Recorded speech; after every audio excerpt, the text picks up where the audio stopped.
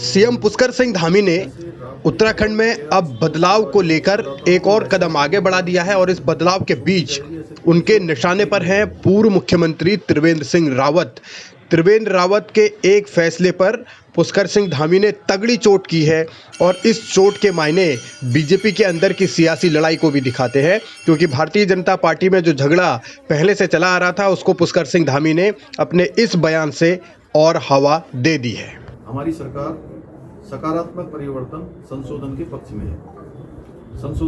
में है, अतः इस अधिनियम से हुई व्यवस्था परिवर्तन से हितधारकों पर हुए परिणामों का आकलन करने और व्यवस्था विचलन के विधिक परिणामों के आकलन हेतु एक उच्च स्तरीय समिति का गठन किया जाएगा। हाई पावर कमेटी का गठन किया जा रहा है और समिति की संस्तुति के आधार पर चारधाम देवस्थानम बोर्ड की व्यवस्था के संदर्भ में अग्रिम निर्णय दिया जाएगा।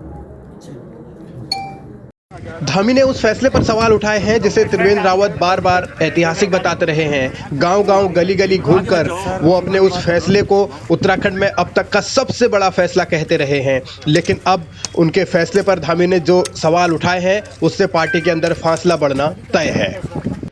चारधाम के लिए हमने चारधाम देवस्थानम बोर्ड बनाया। कुछ लोग उसका विरोध कर रहे हैं, लेकिन मेरा दृढ़ मत है, मेरी बात समझ लीजिए, मेरा दृढ़ मत है कि देवस्थानम बोर्ड से ही हमारे उत्तराखंड का भला होगा, त्रिवेंद्र रावत के ऐतिहासिक देवस्थानम बोर्ड के खिलाफ चारों धामों के तीर्थ पुरोहित आंदोलित हैं, आक्रोशित हैं। बीजेपी और सरकार के खिलाफ उनमें भारी गुस्सा है। कई तीर्थ पुरोहितों ने तो त्रिवेंद्र रावत को पार्टी से निकालने तक की नसीहत दे दी है। ऐसा न करने पर उन्होंने बीजेपी के विरोध करते रहने का ऐलान भी किया है। हालांकि त्रिवेंद्र को ये तमाम विरोध करने वाले कांग्रेसी नजर आते हैं और वो अपने देवस्थानम बोर्ड को भविष्य का बताते हैं। जो कुछ भी किया गया है ये भविष्य की सोच के साथ किया गया है और यही लोग जो आज विरोध कर रहे हैं आज से 10 साल के बाद कहेंगे कि रावत जी आपने बहुत अच्छा किया।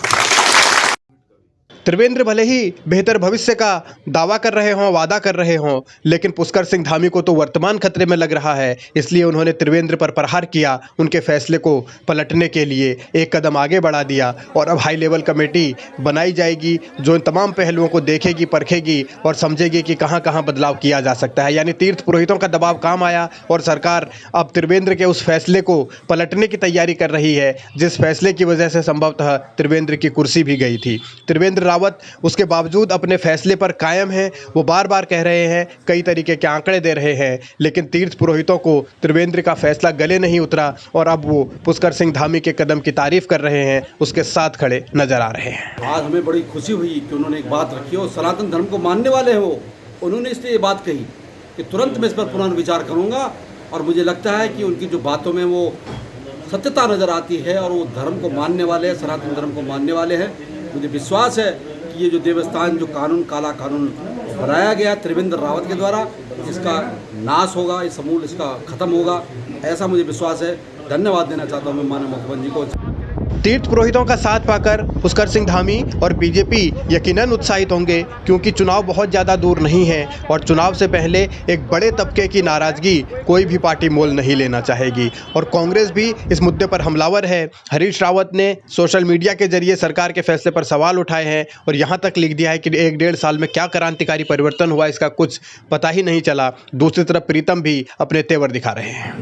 कांग्रेस ने सदन में भी और सदन के बाहर भी देवस्थानम बोर्ड का विरोध किया और तीर्थ पुरोहितों के साथ खड़े होकर के हमने इस बात का आश्वासन भी तीर्थ पुरोहितों को दिया है, हकदारियों को दिया है, स्थानीय लोगों को दिया है कि 2022 में जब कांग्रेस की सरकार आएगी तो हम इस देवस्थानम बोर्ड को भंग करने का काम करेंगे।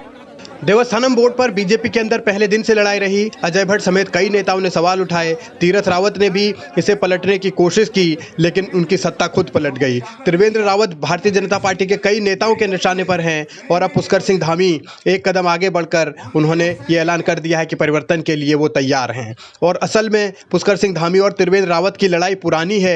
कहा यह जाता है कि त्रिवेंद्र रावत जब मुख्यमंत्री थे तो पुष्कर सिंह धामी के काम नहीं होते थे, इसीलिए पुष्कर सिंह धामी अब वो सब हिसाब चुकता कर लेना चाहते हैं।